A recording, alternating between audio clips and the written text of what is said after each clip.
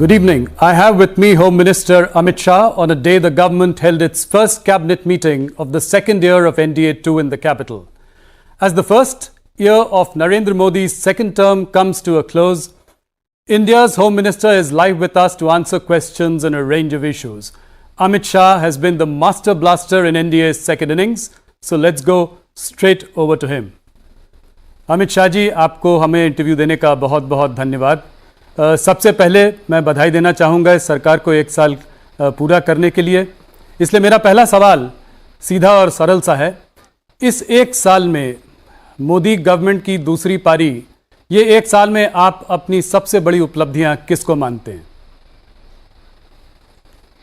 देखिए राहुल जी, 1 साल की उपलब्धियां बहुत सारी है, मगर मैं आपके माध्यम से देश की जनता को ये बताना चाहता हूं कि मोदी 1 और मोदी 2 को अलग करके नहीं देखा जा सकता।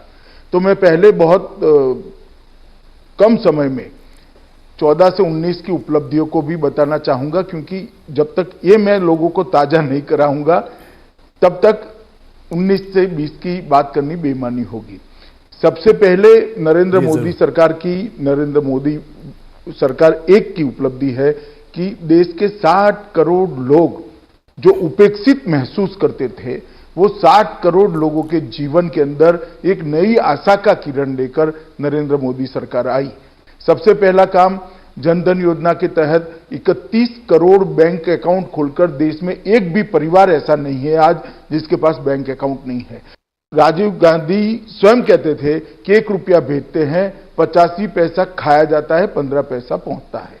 तो 31 करोड़ लोगों को, 60 करोड़ परिवारों को, 60 करोड़ लोगों को, 31 करोड़ व्यक्तियों को ये डीबीटी के माध्यम से फायदा सीधा मिलने लगा। आयुष्मान भारत योजना 50 करोड़ लोगों को 5 लाख तक का स्वास्थ्य का पूरा खर्चा, hospitalisation, operation, post operative hospitalisation और घर पर जाने के 250 रुपया अलग से, सारी दवाइयां, सारी रिपोर्ट्स, ये सारा 5 लाख तक का भारतीय जनता पार्टी की नरेंद्र मोदी सरकार देती है। और 1 करोड़ लोग, राहुल जी, 1 करोड़ लोग इसका फायदा उठा पाए हैं। उज्ज्वला योजना के तहत 8 करोड़ गरीब परिवारों को गैस का सिलेंडर दिया गया। उन 2.5 करोड़ लोगों के घर में जो अंधेरा था, वो 2.5 करोड़ लोगों के घर में बिजली के कनेक्शन भेजे गए। स्वच्छ भारत अभियान के तहत 10 करोड़ शौचालय बनाए गए। प्रधानमंत्री आवास योजना के तहत 2.5 करोड़ घर दिया और 5 करोड़ लोगों को घर देने का अलॉटमेंट कर दिया है, जिसकी प्रोसेस चल रही है। एयर स्ट्राइक और सर्जिकल स्ट्राइक ने सिद्ध कर दिया कि भारत की सीमाओं के साथ कोई छेड़खानी नहीं कर सकता। और इतनी फर्म रक्षा नीति आजादी के बाद पहली बार मोदी जी के नेतृत्व में पूरी दुनिया के सामने आई।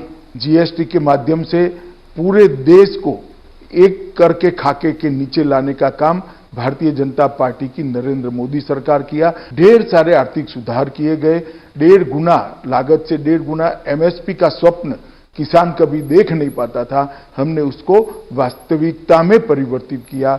ओबीसी आयोग को संवैधानिक दर्जा देकर हमने 70 साल से पिछड़ा वर्ग के करोड़ों लोग जो अपने आप को संवैधानिक दर्जा न मिलने से अपमानित महसूस करते थे, उनको संवैधानिक दर्जा दिया। और गरीब सवर्णों को भी आजादी के बाद पहली बार नौकरी एवं शिक्षा दोनों जगह पे 10% आरक्षण देने का काम किया। और इस सब का असर ये आया कि पहली बार पूर्ण बहुमत की दूसरी भारतीय जनता पार्टी की सरकार बनी। दूसरी पारी शुरू होते ही जो गरीब कल्याण का, अंत्योदय का एक यज्ञ नरेंद्र मोदी जी ने शुरू किया था, इसके अंदर नए जल शक्ति मंत्रालय का निर्माण कर एक और चीज जोड़ी। घर दिया था, बिजली दी थी, शौचालय दिया था, गैस दिया था, उनको बैंक अकाउंट दिया था। और अब जल शक्ति मंत्रालय का निर्माण कर जल जीवन मिशन के माध्यम से देश के 25 करोड़ घरों के अंदर शुद्ध पीने का पानी पाइप से देने की योजना लेकर आए हैं। राहुल जी जब प्रचार में निकले थे तो कहते थे किसानों के ऋण माफ करो। मैं उनको पूछना चाहता हूं, 10 साल आपकी सरकार रही, 10 साल में 3.5 करोड़ किसानों का 60,000 करोड़ माफ किया था आपने? हमने 9.5 करोड़ किसानों के खाते में अब तक 72,000 करोड़ रुपया डाल दिया है और ये 5 साल तक चलने वाला है। किसान, मजदूर, छोटे व्यापारी, असंगठित क्षेत्र के श्रमिकों को पेंशन की सुविधा करी, ये पहली बार की गई है। व्यापारी कल्याण बोर्ड का निर्णय कर हर व्यापारी को अपने भविष्य को उज्जवल बनाने का एक रास्ता हमने प्रशस्त किया। दशकों से तीनों सेनाओं के बीच में कोऑर्डिनेशन के लिए चीफ ऑफ डिफेंस स्टाफ की मांग बहुत सारी कमेटियों ने भी करी, बहुत सारे एक्सपर्ट भी कहते थे। सीडीएस पद का नरसिप सृजन किया और सीडीएस को हमने लागू भी कर दिया। आज सीडीएस अपना काम कर रहे हैं। 6 एम्स नए बनाए गए, 75 नए मेडिकल कॉलेज बनाए गए, 5,000 एमबीबीएस की सीटें बढ़ाई गई, 1,000 पोस्ट ग्रेजुएट डॉक्टरों की सीटें बढ़ाई गई। आदिवासी बच्चों के लिए 450 से ज्यादा एकलव्य मॉडल रेसिडेंशियल स्कूल को बनाने का काम किया गया और मछुआरों के लिए एक अलग मंत्रालय बनाने का काम भी किया गया। और ढेर सारे ऐसे फैसले हुए राहुल जी, जिसकी देश की जनता 70 साल से राह देखती थी। देश की जनता मानती थी, मांगती थी कि धारा 370 और 35 को निरस्त कर दिया जाए, क्योंकि जब तक धारा 370 और 35 है, कश्मीर का भारत के साथ जुड़ाव परमानेंट कभी हो नहीं सकता। किसी की हिम्मत नहीं थी। नरेंद्र मोदी जी ने 5 अगस्त को धारा 370 और 35 को निरस्त कर दिया और कश्मीर को हमेशा के लिए भारत का अभिन्न अंग बनाने का काम किया। 35 से हटने से पश्चिमी पाकिस्तानी शरणार्थी, छम वैली के निवासी, गोरखा सफाई कर्मचारी, महिलाओं, कश्मीरी महिलाओं को अब पूर्ण नागरिकता का अधिकार मिल गया है। इसके साथ हमने सीए भी लाया। उत्पीड़ित हिंदुओं, सिखों, बौद्ध, जैन, क्रिश्चियन नागरिक जो हमारे सीमावर्ती राष्ट्रों से आते हैं, उत्पीड़न के मारे आते हैं, उनको नागरिकता 60 साल से देने का कोई प्रावधान नहीं था। आज हमने उनको सम्मान देने का निर्णय किया।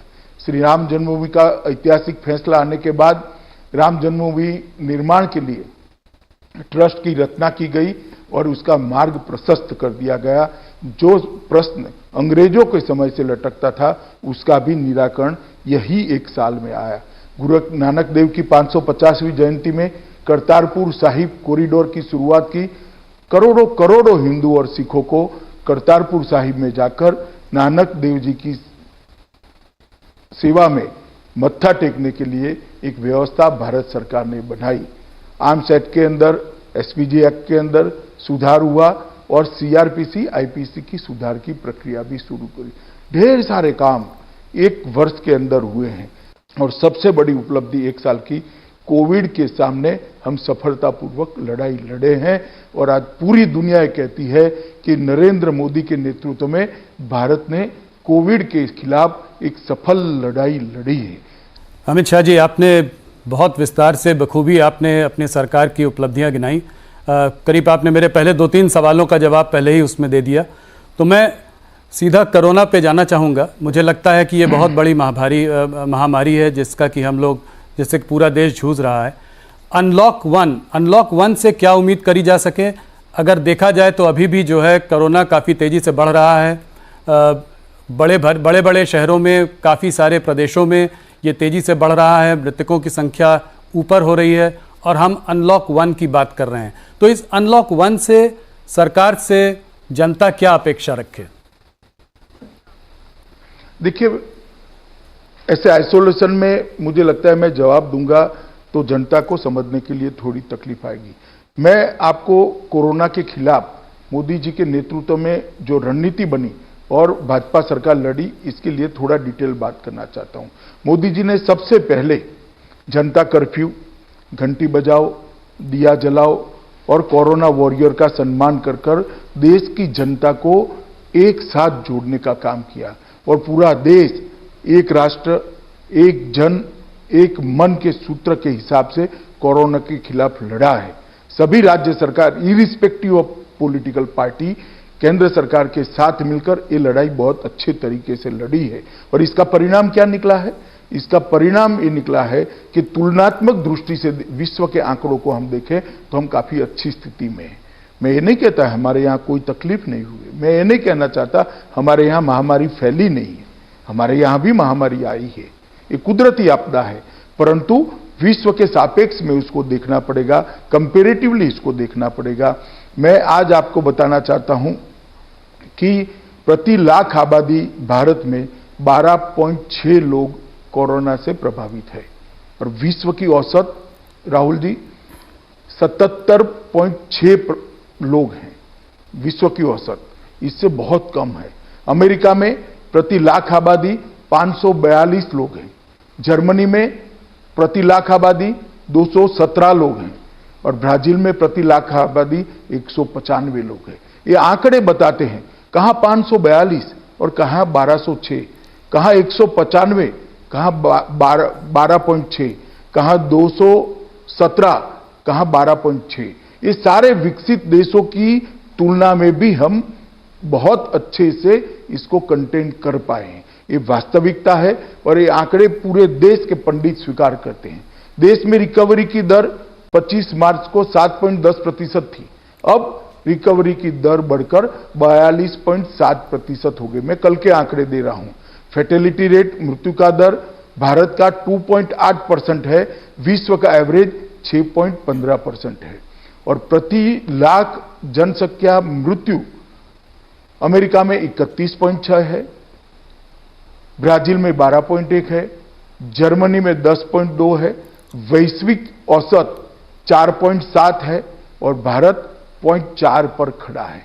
ये बताता है कि हमने कोरोना के खिलाफ बहुत अच्छे से लड़ाई लड़ी है और ये सफलता तब मिली है जब मोदी जी ने सभी राज्य सरकारों को साथ में लिया, 130 करोड़ लोगों को साथ में लिया और हम आगे बढ़े। आप जब अनलॉक 1 की बात कर रहे हैं, मैं इतना ही कहना चाहता हूं कि अब सारे जिलों के अंदर स्वास्थ्य सुविधाएं ठीक ठाक कर ली गई है।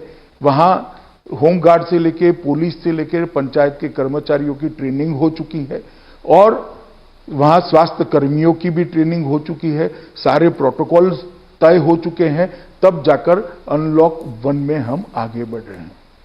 ये जब तक इसका टीका या दवाई नहीं मिल सकती, ढूंढी नहीं जाती, तब तक ये महामारी के साथ जीने का पूरी दुनिया ने आदत डालनी पड़ेगी, भारत ने भी डालनी पड़ेगी। परंतु लॉकडाउन पीरियड का उपयोग करते हुए नरेंद्र मोदी जी के नेतृत्व में हमने सारी व्यवस्थाओं को चुस्त दुरुस्त करने के बाद अनलॉक 1 की दिशा में गए हैं। मुझे भरोसा है अनलॉक 1 के साथ मोदी जी ने जो आत्मनिर्भर भारत का नारा दिया है, इसके साथ भारत पोस्ट कोविड दुनिया के अंदर अपना स्थान और दैदीप्यमान जगह पर ले जाएगा, ऐसा मुझे पूरा भरोसा है। अमित शाह जी, एक चित्र जो इस पूरी महामारी में भारत से उभर कर आया है वो है माइग्रेंट लेबर का, प्रवासी मजदूर का। जगह जगह पर देखा गया है कि प्रवासी मजदूर जो है वो अपने घर से निकल पड़े हैं, बड़े शहरों को छोड़कर अपने गाँव की ओर जा रहे हैं, पैदल चल रहे हैं और उनको बड़ी संकटों की जो है समस्या से निपटना पड़ा है। क्या आपको लगता है कि सरकार ने जब ये लॉकडाउन अनाउंस किया था तो कुछ जल्दीबाजी कर दी? कुछ दिन अगर रुक जाते, थोड़ा माइग्रेंट लेबर की भी बात सोचते, उनको पहले गांव भेज देते और उसके बाद लॉकडाउन लगाते, तो क्या वो ज़्यादा ठीक रहता? देखिए, ऐसा कहना उचित नहीं है।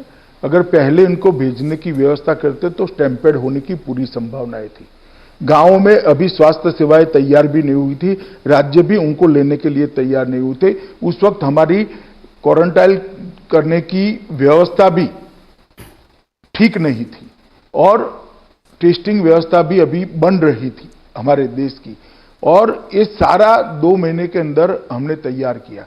और मैं जहां तक प्रवासी मजदूरों का सवाल है आपको कहना चाहता हूं, जिस दिन से लॉकडाउन आया राज्य सरकारों ने कैंप लगाए हैं, उनकी भोजन की व्यवस्था करी है और केंद्र सरकार ने 11,000 करोड़ रुपया एसडीआरएफ फंड के तहत, एनडीआरएफ फंड के तहत राज्यों को दिया है, जिसके माध्यम से कलेक्टर एक कैंप लगाकर सभी प्रवासी मजदूरों को भोजन करा सकें। और 1 1 मई से हमने ट्रेनें भी शुरू कर दी। उसके पहले 20 अप्रैल से बस सेवा शुरू करी और बस सेवा के माध्यम से लगभग 41 लाख श्रमिक आसपास के राज्यों में भेजे। जैसे गुजरात से राजस्थान जाना है, महाराष्ट्र से गुजरात जाना है, आंध्र से तेलंगाना जाना है, तेलंगाना से केरल जाना है, कर्नाटक से केरल जाना है। इस प्रकार के नजदीक के राज्यों के अंदर जो श्रमिक प्रवासी मजदूर जाना चाहते थे उनको बसों के माध्यम से लगभग 41 लाख लोगों को पहुंचाया गया और सारे के सारे श्रमिक 41 लाख श्रमिक सरकारी खर्चे से पहुंचे हैं। 1 मई से श्रमिक ट्रेन चालू कर दी गई। लगभग 4100 से ज्यादा श्रमिक ट्रेन अब तक चल चुकी है और 55 लाख 55 लाख श्रमिक मजदूर अपने गंतव्य स्थान पर पहुंचे हैं। मैं स्वीकार करता हूं कई लोगों को तकलीफ पड़ी है, उनके लिए हमारी भी संवेदना है, देश के प्रधानमंत्री की भी संवेदना है, सभी राज्य के मुख्यमंत्री भी द्रवित, परंतु ऐसा नहीं है कि व्यवस्था नहीं हुई है।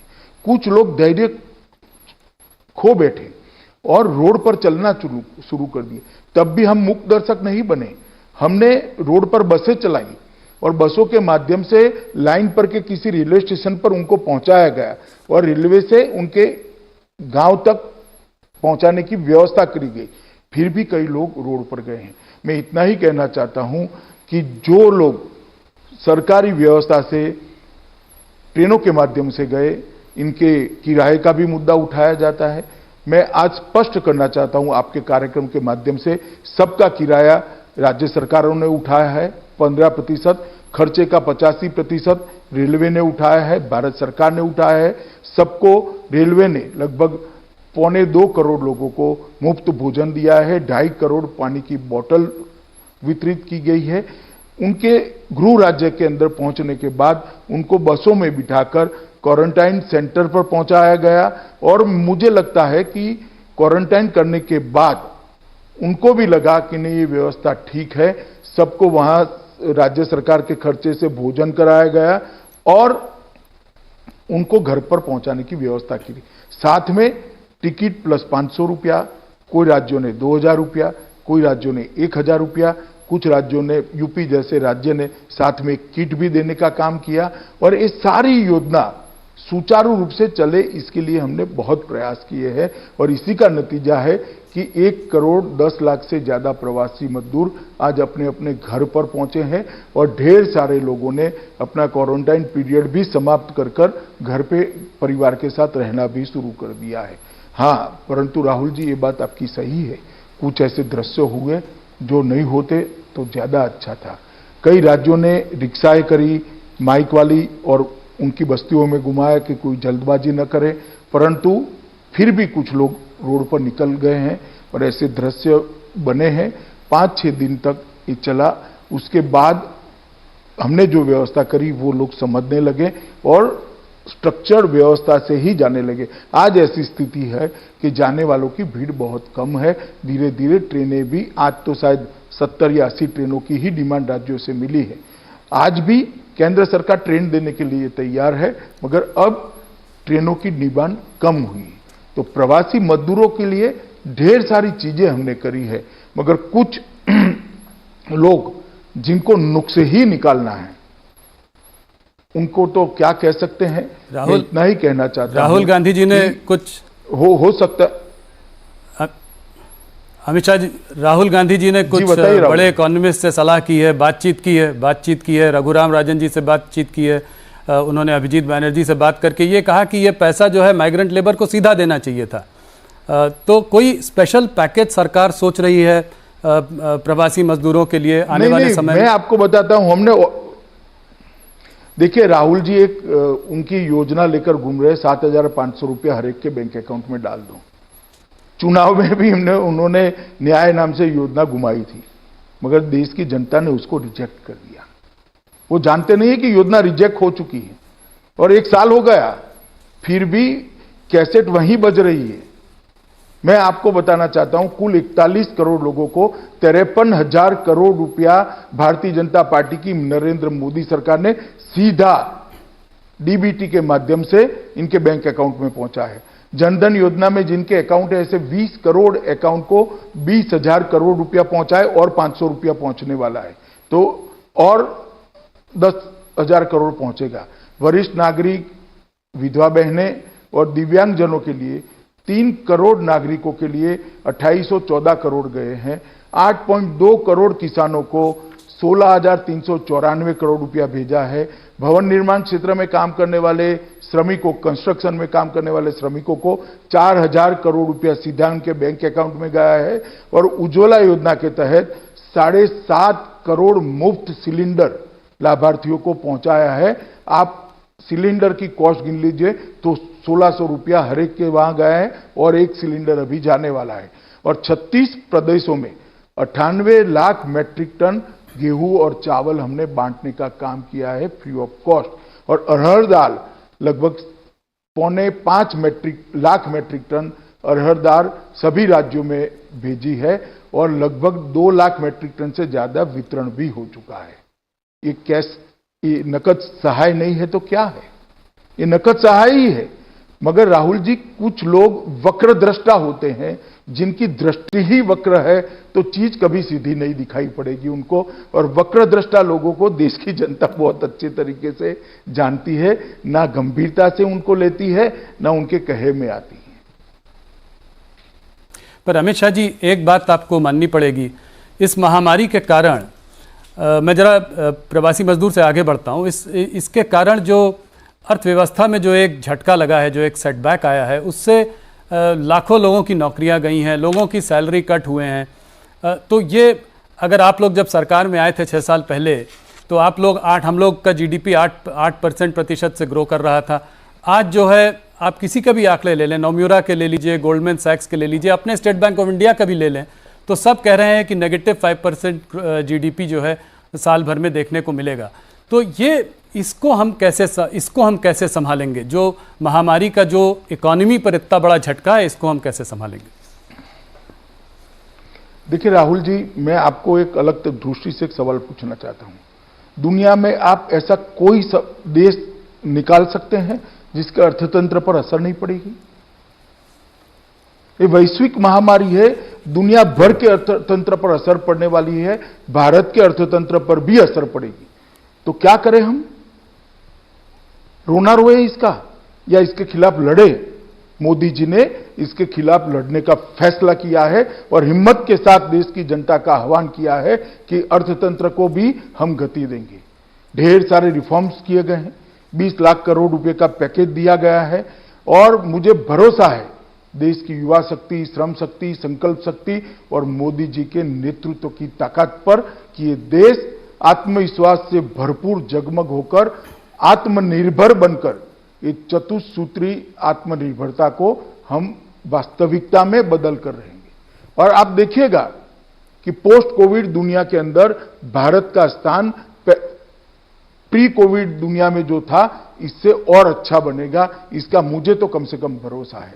जो नेगेटिव सोचने वाले लोग हैं, जो लोग वक्रदृष्टा है, उनके लिए रोना रोना एक विषय हो सकता है, मगर मोदी जी इस आपदा को भी अवसर में बदलने के लिए कृत संकल्प है और मुझे भरोसा है मेरे नेता पर, उनके नेतृत्व में, उनको बताए हुए रास्ते पर ये देश आगे बढ़ेगा।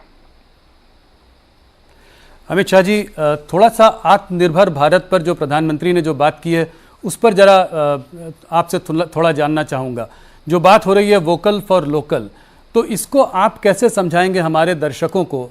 लोगों का ये भी मानना है कि कहीं ऐसा तो नहीं कि हम लोग आइसोलेशनिस्ट होते जा रहे हैं, इंडिया वर्ल्ड से डीकपल हो जाएगा, क्योंकि हम लोग बात कर रहे हैं कि जो इंडिया में बने सामान उसी को आप कंज्यूम करें, उसी को लें।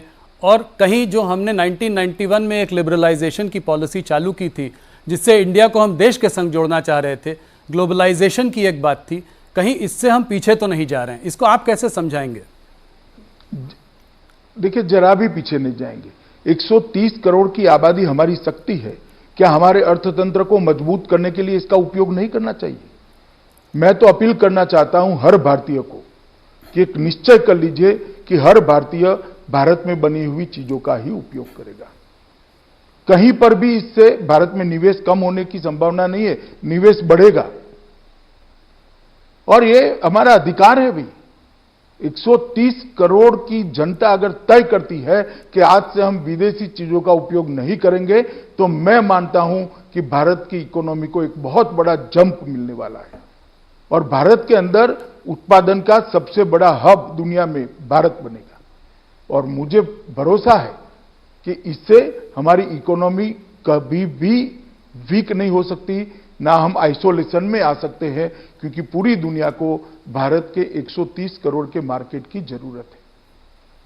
हम अपने 130 करोड़ जनता के मार्केट की जो क्षमता है, इसकी ताकत है, इसको एक बार पहचान लेते हैं और भारत को अगर मैन्युफैक्चरिंग का हब बनाते हैं, तो मुझे भरोसा है कि हमारे अर्थतंत्र को एक नई गति मिलेगी। देखिए, निराशा से जीने वाले लोगों के लिए कभी रास्ते नहीं मिलते हैं। आशा से, मेहनत से और रणनीति बनाकर जो लोग अपना रास्ता प्रशस्त करते हैं, ईश्वर भी उनके साथ रहता है, दुनिया भी उनके साथ रहती है। अमित जी, हमारे वहाँ अगर देखा जाए हमारे देश में, तो तमाम चीज़ें हैं जो made in China, made in Taiwan, made in Sri Lanka से आती है। कपड़े हों, खिलौने हों, तमाम चीज़ें, इलेक्ट्रॉनिक गुड्स हैं, उनके पार्ट्स भी चाइना से आते हैं। तो कहीं ये हमारा निशाना चाइना पर तो नहीं है? देखिए, हम कह रहे हैं कि भारत में बनी हुई चीजों का उपयोग करें और मुझे लगता है हमारा अधिकार है। कम से कम राहुल इतना कह दे कि मैं करूंगा, तो एक व्यक्ति तो जुड़ जाएगा आंदोलन से। ढेर सारे लोग जुड़े हैं, आप जुड़ जाइए आज से, ऐसा मैं आपको अपील करना चाहता हूं। ये जो हमारा पैकेज है, ये पैकेज के अंदर 1,70,000 करोड़ का त्वरित लाभ भी दिया है।